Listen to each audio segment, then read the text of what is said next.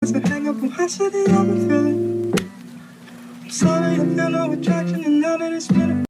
Assalamualaikum warahmatullahi wabarakatuh. Kembali lagi dengan saya Siti Nur Ajijah. Di sini saya ingin menjelaskan tentang uji asumsi klasik pada analisis regresi linear berganda beserta pengolahan datanya. Nah, di sini saya sudah masuk kepada SPSS-nya. Lalu di sini ada name. Name di sini saya sudah memiliki datanya akan diambil dari Excel. Sebelumnya kita akan menuliskan di sini X1 di name, lalu enter dan langsung muncul seperti ini. Setelah X1, X2, lalu ada X3, ada Y. Nah, di sini lalu Y. Nah, oke, sudah selesai seperti ini.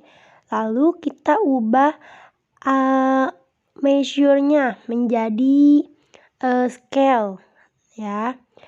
Bentar, nah ini kita ubah menjadi scale satu persatu.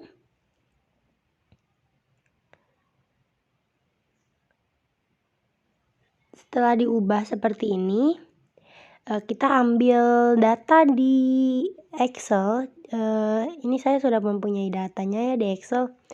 Nah, kita itu untuk di data view-nya.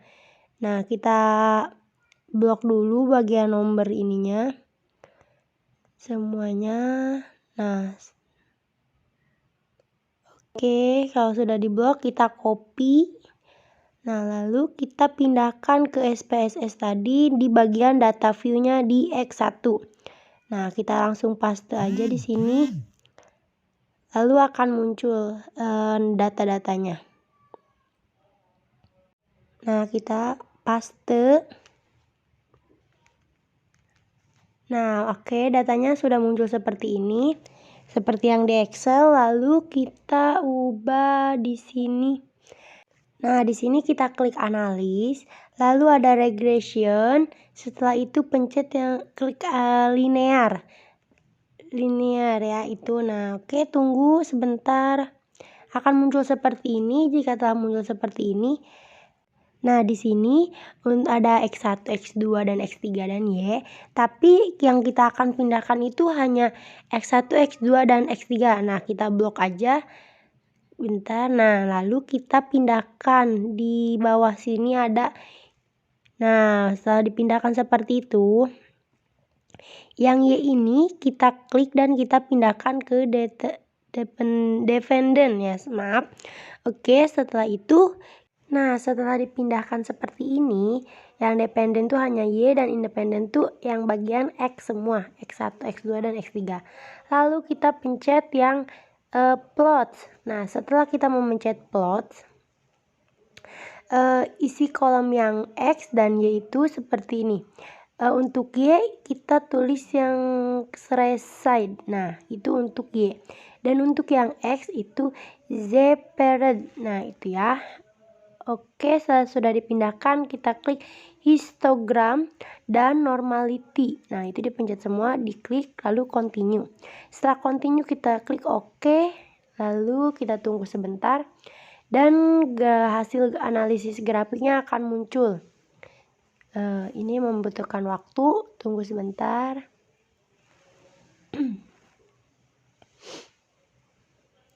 Oke, nah seperti ini munculnya. Nah, dengan melihat tampilan grafik histogram dapat dilihat bahwa gambar histogram berbentuk lonceng yang menunjukkan bahwa data distribusi secara normal. Nah, seperti ini contohnya. Nah, seperti ini gambar yang histogram, lalu yang ini adalah normal p-plot. Nah, di sini terlihat titik-titik menyebar di sekitar garis diagonal dan dekat dari garis diagonal menunjukkan bahwa data distribusi secara normal. Nah, seperti ini gambarnya.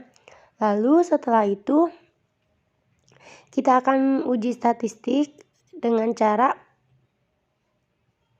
Nah, berdasarkan hasil uji multikolinearitas, dapat dilihat bahwa tidak ada satupun variabel bebas yang memiliki nilai VIF lebih dari 10 dan tidak ada yang memiliki tolerance value lebih kecil daripada 0,1. Jadi dapat disimpulkan bahwa penelitian ini bebas dari adanya multikolinearitas. Nah, seperti itu teman-teman. Nah, ini datanya ya. Nah, selain data koefisien, di sini juga ada tabel residual statistik. Nah, tapi saya akan menjelaskan tentang tabel scatter plot dependent variable Y. Nah, di sini pada gambar tentang grafik scatter plot terlihat titik-titik menyebar secara acak, tidak membentuk sebuah pola tertentu yang jelas serta tersebar baik di atas maupun di bawah angka 0 pada sumbu Y. Hal ini berarti tidak terjadi heteroskedastis.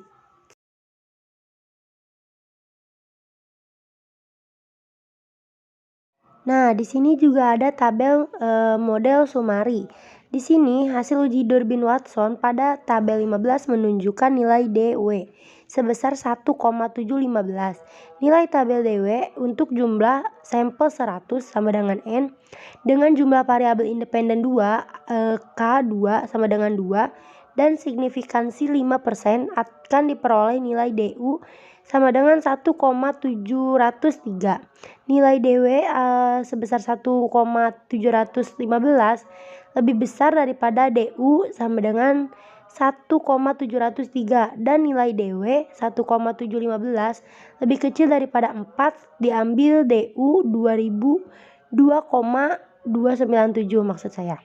Dapat disimpulkan bahwa tidak terdapat autokorelasi di sini ya. Lalu di sini juga ada ANOVA. Nah, di sini kita akan mengklik analisis, lalu kita klik yang regression. Sebentar di bawah. Nah, setelah itu kita klik lagi yang linear. Oke. Setelah klik linear kita akan muncul seperti ini. Lalu kita klik yang bagian statistik. Oke. Nah, setelah diklik akan muncul seperti ini. Kita klik bagian bawah yang residual itu Durbin-Watson. Setelah itu kita klik dulu yang bagian ini descriptive dan continuity diagnosis. Nah, setelah itu continue. Lalu setelah continue langsung seperti ini munculnya dan kita klik langsung yang plot. Setelah muncul yang plot, kita bukan itu maksud saya. Nah, di sini kita langsung klik OK aja. Nah, setelah di OK akan muncul seperti ini. Kita tunggu ya. Di sini memang agak lumayan lama, jadi harap menunggu teman-teman. Nah, sudah muncul seperti ini. Nah, di sini ada residual statistik, ada histogram. Nah, seperti ini ya yang histogram ini. Lalu ada ANOVA di sini nilai F hitung sama dengan 40,393 dan signya atau probabilitasnya itu sama dengan 0,00. Nah, dan nilai F table untuk N sama dengan 70, DF1 sama dengan 3, DF2-nya itu sama dengan 66. Nah, untuk alfanya sendiri itu ada 5%, yaitu 2,744 maksud saya.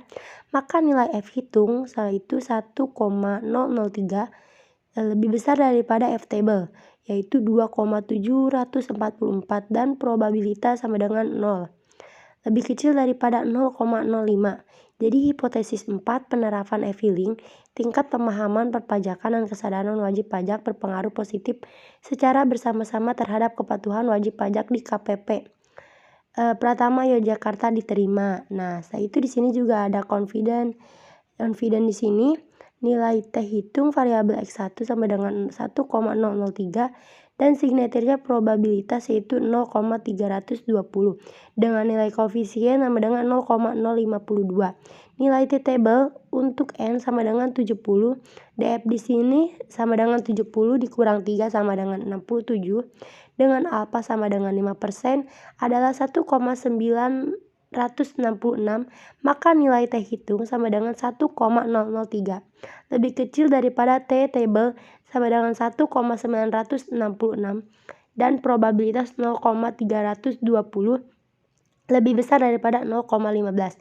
Hal ini menyimpulkan bahwa hipotesis 1 penerapan e-filing berpengaruh positif terhadap kepatuhan wajib pajak di KPP Pratama Yogyakarta ditolak. Nah, yang kedua ini perhitungan di sini nilai T hitung variabel X2 sama dengan 0,731 dan signaturnya probabilitas sama dengan 0,468 dengan nilai koefisien sama dengan 0,052. Nilai T-table untuk N sama dengan 70. DF di sini ada 70 dan dikurang 3 sama dengan 67. Dengan alfa sama dengan 5% adalah 1,966, maka nilai T hitung 0,731 lebih kecil daripada T-table yaitu 1,966. Nah, dan probabilitas di sini adalah 0,468 lebih besar daripada 0,05. Hal ini menyimpulkan bahwa hipotesis 2, tingkat pemahaman perpajakan dipengaruhi positif terhadap kepanitiaan wajib pajak di KPP Pratama Yogyakarta ditolak. Nah, di sini ada nilai T hitung variabel X3 sama dengan 4,898 dan signya probabilitas di sini sama dengan 0,000. Dengan nilai koefisien sama dengan 0,946, nilai T-table untuk N sama dengan 70, DF di sini sama dengan 70 dikurang 3 sama dengan 67. Dengan alfa sama dengan 5% adalah 1,966, maka nilai T hitung yaitu 4,898 maksud saya lebih besar daripada T-table yaitu 1,966 dan probabilitas di sini adalah 0,00 lebih kecil daripada 0,05. Hal ini menyimpulkan bahwa hipotesis 3, kesadaran wajib pajak berpengaruh positif terhadap kepatuhan wajib pajak di KPP Pratama Yogyakarta di sini diterima.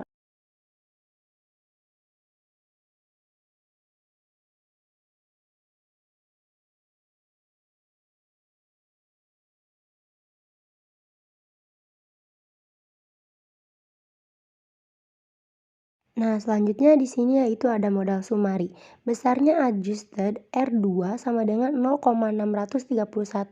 Dengan demikian besarnya pengaruh yang diberikan oleh variabel X1 yaitu penerapan e-filing, X2 tingkat pemahaman perpajakan, dan X3 kesadaran wajib pajak terhadap Y kepatuhan wajib pajak adalah sebesar 63,1%. Sedangkan sisanya sebesar 36,9% dipengaruhi oleh faktor atau variabel lain yang tidak diteliti dalam penelitian ini. Nah, di bawahnya ini ada juga ANOVA. Nilai F itu sama dengan 40,3193 dan signaturnya atau probabilitasnya adalah 0,00. Nilai F-table untuk N sama dengan 70, DF1 sama dengan 3, DF2 sama dengan 66 dengan alfa sama dengan 5% adalah 2,744. Maka nilai F hitung sama dengan 1,003 lebih besar daripada F-table yaitu 2,744 dan probabilitas 0,00 lebih kecil daripada 0,05.